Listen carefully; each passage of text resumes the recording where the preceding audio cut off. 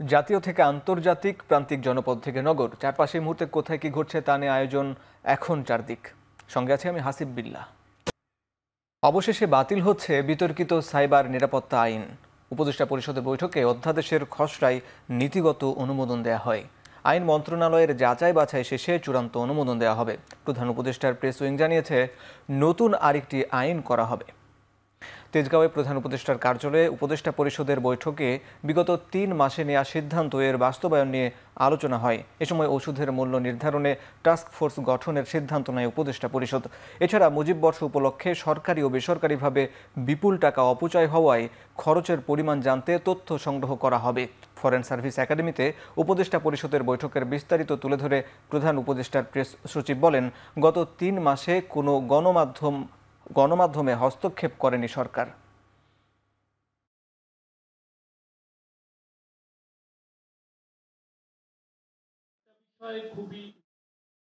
জনগণকে সাথে নিয়ে যে কোনো আধিপত্যবাদকে রুখে দিতে বিএনপি ঐক্যবদ্ধ বলে জানান দলের মহাসচিব মির্জা ফখরুল ইসলাম আলমগীর।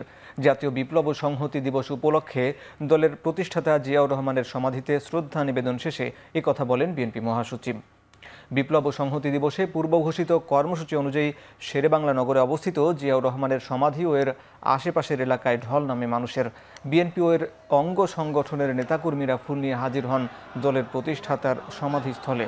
স্থায়ী কমিটির সদস্য কেন্দ্রীয় নেতৃবৃন্দের সাথে জিয়াউর রহমানের সমাধিতে শ্রদ্ধা নিবেদন শেষে বিএনপি মহাসচিব মির্জা ফখরুল ইসলাম আলমগীর বলেন, স্বাধীনতা অক্ষুণ্ণ রাখতে সংগ্রাম ও আন্দোলন চালিয়ে যাবেন তারা।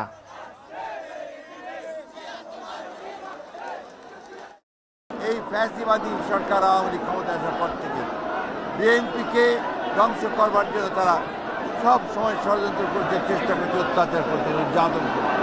আধিপত্যবাদকে রুখে দেব, আমরা স্বাধীনতা অক্ষুণ্ণ রাখবো। এর জন্য আমরা প্রয়োজনে আরও বেশি শক্তিশালী আন্দোলন করব। আমরা আজকের দিনে আমরা আশা করি সমগ্র মানুষ ঐক্যবদ্ধ হয়ে এই জনতার যে বিপ্লব তাকে তারা সুসংহত করবার কাজ করবে। সারা দেশে নানা আয়োজন ও আনুষ্ঠানিকতার মধ্য দিয়ে পালন করা হয়েছে জাতীয় বিপ্লব ও সংহতি দিবস। কর্মসূচিতে অংশ নিতে সকালে চট্টগ্রামের বিপ্লব উদ্যানে জড়ো হন বিএনপি সহ দলের অঙ্গ সহযোগী সংগঠনের নেতাকর্মীরা। পরে শহীদ প্রেসিডেন্ট জিয়াউর রহমানের স্মরণে পুষ্পস্তবক অর্পণ করেন সিটি কর্পোরেশনের নতুন মেয়র ডাক্তার শাহাদাত হোসেন। একইভাবে বগুড়ায়ও পালিত হয়েছে জাতীয় বিপ্লব ও সংহতি দিবসের কর্মসূচি। জাতীয় সঙ্গীতের মধ্য দিয়ে দলীয় কার্যালয়ে উত্তোলন করা হয় জাতীয় দলীয় পতাকা। পরে বর্ণাঢ্য শোভাযাত্রা বের করা হয়। এছাড়া রাজশাহী নগরীর সাহেব বাজার 0 পয়েন্টে কর্মসূচিতে অংশ নেন বিএনপি চেয়ারপারসন বেগম খালেদা জিয়ার উপদেষ্টা ও সাবেক মেয়র মিজানুর রহমান মিনু সহ দলের নেতাকর্মীরা। বরিশাল ও খুলনাতেও নানা আয়োজনে পালন করা হয় জাতীয় বিপ্লব ও সংহতি দিবস। আনুষ্ঠানিকভাবে বাকশাল প্রতিষ্ঠা করে বহুদলীয় গণতন্ত্রের গলা টিপে ধরেছিল স্বাধীনতা পরবর্তী শাসক। রাজধানীতে বাংলাদেশ জামাতে ইসলামী ঢাকা মহানগরীর উদ্যোগে 7 নভেম্বর জাতীয় বিপ্লব ও সংহতি দিবসের আলোচনা সভায় এ মন্তব্য করেছেন আমিরে জামাত ডাক্তার শফিকুর রহমান। ৭৫ সালটি জাতির জন্য খুবই গুরুত্বপূর্ণ একটি বছর ছিল। এই বছরের জুন মাসের 5 তারিখ জাতীয় সংসদে মাত্র 7 মিনিট সময় দিয়ে বহুদলীয় গণতন্ত্রকে খতম করে দিয়ে একদলীয় বাকশালী শাসন কায়েম হয়েছিল। তখন 19টা জেলা ছিল, 19টা জেলায় 19 জন গভর্নরের নাম চূড়ান্ত করা হয়েছিল। এই পদ্ধতি প্রতিষ্ঠা পেলে বাংলাদেশে মানুষের আর কোনো বাক স্বাধীনতা এবং ভোটের স্বাধীনতা থাকতো না। বিপ্লবের মাধ্যমে ছাত্র শিক্ষক সমাজ চিন্তার স্বাধীনতা ও মুক্ত বুদ্ধির চর্চাকে আবার ফিরে পেয়েছে বলে জানিয়েছেন প্রধান উপদেষ্টা ডক্টর মোহাম্মদ ইউনূস। তিনি বলেন, উচ্চশিক্ষার পরিবেশ তৈরি করতে অন্তর্বর্তী সরকার সব সংস্কার করতে প্রস্তুত। বোস আইনস্টাইন তত্ত্বের শতবার্ষিকীতে একথা আমরা জোর দিয়ে বলতে চাই। আজ বিপ্লবের মাধ্যমে ছাত্র শিক্ষক সমাজ তাদের চিন্তার স্বাধীনতা, মুক্তবুদ্ধির চর্চাকে আবার ফিরে পেয়েছে। এর সঙ্গে এখন বিশ্ববিজ্ঞানে অবদান রাখার সক্ষমতাকেও যোগ করতে হবে। আকাঙ্ক্ষাকে উচ্চে রেখে দৈনন্দিন পঠন পাঠন গবেষণাগারের মাধ্যমে সেটি অর্জিত হয়। 1924 সালে বসুর আবিষ্কারের পরিবেশ ওভাবেই গড়ে উঠেছিল, আজও সেভাবেই গড়ে উঠবে। এর কোনো বিকল্প নাই। বিপ্লবের ফসল আমাদের অন্তর্বর্তী সরকার এর জন্য প্রয়োজনীয় সব সংস্কার করতে, এর উপযুক্ত পরিবেশ সৃষ্টির সকল প্রয়াস নিতে প্রস্তুত আছে। এখন চারদিকে নিচ্ছে একটা বিরতি, ফিরছি একটু পরে।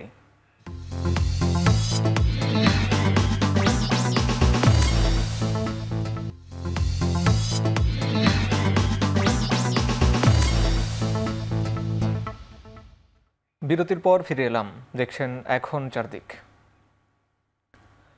বিচারপতি এস.কে. সিনহা ফ্যাসিবাদের একজন, তাকে কোনো বইয়ের ইতিহাসে জায়গা দেয়া মানে ইতিহাস বিকৃত করা, তাকে সহানুভূতি দেখানোর কিছু নাই বলে মন্তব্য করেছেন আমার দেশ পত্রিকার সম্পাদক মাহমুদুর রহমান।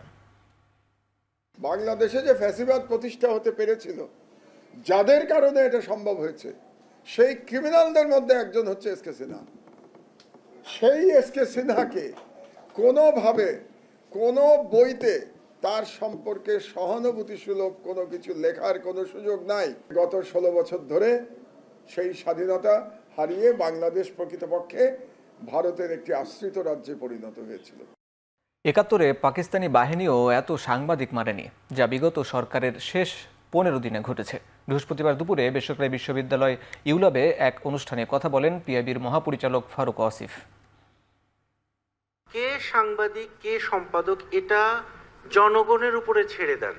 এই অ্যাক্রেডিটেশনের কার্ড সিস্টেমটাই তো তুলে দেওয়া উচিত। আপনারা 200 জনেরটা ক্যান্সেল করছেন, আমি বলবো সবগুলো ক্যান্সেল করেন। পুরো ৭১ জুড়ে এত বড় গণহত্যা, লক্ষ লক্ষ মানুষ হত্যা, পুরো ৭১ জুড়ে সাংবাদিকের মৃত্যুর তালিকা 5 জনও হবে না। শহীদ সিরাজউদ্দিন, শহীদুল্লাহ কায়সার, মেহেরুন্নিসা, 4 জন 5 জন। আর আপনার এই আগস্টের শেষ সপ্তাহে মারা গেছে 5 জন সাংবাদিক। এই আওয়ামী লীগ রেজিম এক সপ্তাহে যে 5 জন হত্যা করতে পারে, পুরো ৭১-এ পাকিস্তানি বাহিনী 5 জন সাংবাদিক হত্যা করে নাই। ছাত্র জনতার আন্দোলন চলাকালে নিউ মার্কেট থানার ব্যবসায়ী আব্দুল ওয়াদুদ হত্যা মামলায় সাবেক মন্ত্রী ও 14 দলের সমন্বয়ক আমির হোসেন আমুকে 6 দিনের রিমান্ড মঞ্জুর করেছেন আদালত। তাকে এই মামলার সঙ্গে জড়িত থাকার বিষয়টা থাকার কারণে এবং তার জড়িত বিষয়টা প্রাথমিক অবস্থায় যিনি এজাহারটা দায় করেছেন, তিনি এটা পাওয়ার পর তাকে এজাহারে তার নাম দিয়ে 57 নম্বর এজাহারকারী হিসাবে তাকে এজাহারে নাম দেওয়া হয়। উভয় পক্ষের বক্তব্য শুনানির পরে বিজ্ঞ আদালত 6 দিনের রিমান্ড মঞ্জুর করে তাকে তদন্তকারী কর্মকর্তার হেফাজতে প্রদান করে। এখন চারদিকে নিচ্ছে আরও একটা বিরতি, ফিরছি একটু পরে।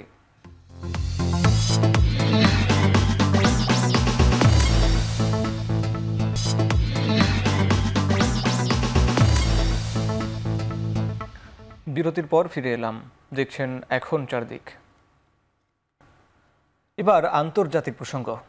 যুক্তরাষ্ট্রের নবনির্বাচিত প্রেসিডেন্ট ডোনাল্ড ট্রাম্পকে অভিনন্দন জানিয়ে শান্তিপূর্ণভাবে ক্ষমতা হস্তান্তরের প্রতিশ্রুতি দিয়েছেন তার প্রতিদ্বন্দ্বী প্রার্থী কামালা হ্যারিস। পাশাপাশি ডেমোক্র্যাট সমর্থকদের লড়াই চালিয়ে যাওয়ার আহ্বান জানান তিনি। নির্বাচনে পরাজিত হবার পর জাতির উদ্দেশ্যে দেয়া ভাষণে কামালা বলেন, নির্বাচনে আমরা প্রত্যাশিত ফলাফল পাইনি, তবে আমাদের লড়াই থেমে থাকবে না। প্রেসিডেন্টের পদ বা দলের জন্য আনুগত্য না করে মার্কিন যুক্তরাষ্ট্রের সংবিধানের প্রতি সম্মান দেখিয়েছি। নির্বাচনী ফলাফল আমরা মেনে নিয়েছি, তবে প্রচারণার সময় সমর্থকেরা যে লড়াই করেছে তা অস্বীকার করার অবকাশ নেই। হাওয়ার্ড ইউনিভার্সিটির মঞ্চে দেয়া কামালার বক্তব্যের সময় তার সমর্থকদের অনেকে কান্নায় ভেঙে পড়েন। Over the 107 days of this campaign, জাতীয় বিপ্লব ও সংহতি দিবস উপলক্ষে আগামী 10 নভেম্বর মাঠে গড়াবে জিয়া ক্রিকেট টুর্নামেন্ট 2024। জাতীয় দলের সাবেক ক্রিকেটাররাও অংশ নেবেন এই টুর্নামেন্টে। এছাড়াও উদ্বোধনী অনুষ্ঠানে তামিম ইকবাল ও আশরাফুলের মতো ক্রিকেটাররাও উপস্থিত থাকবেন বলে জানিয়েছেন আয়োজক কমিটির উপদেষ্টা এবং কিংবদন্তি ফুটবলার আমিনুল হক। 7 নভেম্বর জাতীয় বিপ্লব ও সংহতি দিবস উপলক্ষে আমরা 2024-এ আগামী 10 নভেম্বর রাজশাহী বিভাগের বগুড়া জেলাতে আমরা জিয়া ক্রিকেট টুর্নামেন্ট 2024 উদ্বোধন করতে যাচ্ছি। এই উদ্বোধনী অনুষ্ঠানে আমাদের সাবেক ক্রিকেটাররা উপস্থিত থাকবেন এবং আমাদের বর্তমান প্রজন্মের তামিম ইকবাল, আমাদের আশরাফুল সহ অনেক খেলোয়াড়রা এখানে উপস্থিত হয়ে এই উদ্বোধনী ম্যাচটি তারা উদ্বোধন করবেন। ইলেকট্রনিক স্কোরবোর্ড ছাড়াই শনিবার থেকে শুরু হচ্ছে জাতীয় সাঁতার, ড্রাইভিং এবং ওয়াটার পোলো প্রতিযোগিতা। মিরপুরের জাতীয় সুইমিং কমপ্লেক্সে বাংলাদেশ সুইমিং ফেডারেশনের ব্যবস্থাপনা এবং ম্যাক্স গ্রুপের পৃষ্ঠপোষকতায় প্রতিযোগিতা চলবে 12 নভেম্বর পর্যন্ত। স্কোরবোর্ড অচল থাকায় হ্যান্ড টাইমিংয়ে হবে প্রতিযোগিতা। দ্রুতই এই সমস্যা সমাধানের আশা ফেডারেশনের। 93 সালে যেটা স্কোরবোর্ড ছিল ওই সময় আমরা ব্যবহার করতে পারছি, এরপর আমরা কোনো স্কোরবোর্ড ব্যবহার করতে পারিনি। ইলেকট্রনিক বোর্ড হইলে এএলজি আর কি, যেটা হইলে আমাদের জন্য সুবিধা, যেটা মানে অ্যাকোয়াটিক্সের অ্যাপ্রুভেড, সেটা আমরা দিয়েছি। তো সেটা নিয়ে তারা আলোচনা করছে এবং তারা একটা কমিটি করবে, কমিটি করে আমাদেরকে জানাবে। তো আমার মনে হয় 4-5 মাসের মধ্যে হয়তো একটা কিছু পজিটিভ রেজাল্ট পাবো ইনশাল্লাহ। শেষ করছি এখন চারদিক। এখন টেলিভিশন ওয়েবসাইটে দেখতে ভিজিট করুন www.ekhon.tv এবং এখন টেলিভিশন ফেসবুকে দেখতে ভিজিট করুন facebook.com/tv.ekhon এবং ইউটিউবে দেখতে ভিজিট করুন youtube.com/c/ekhon tv।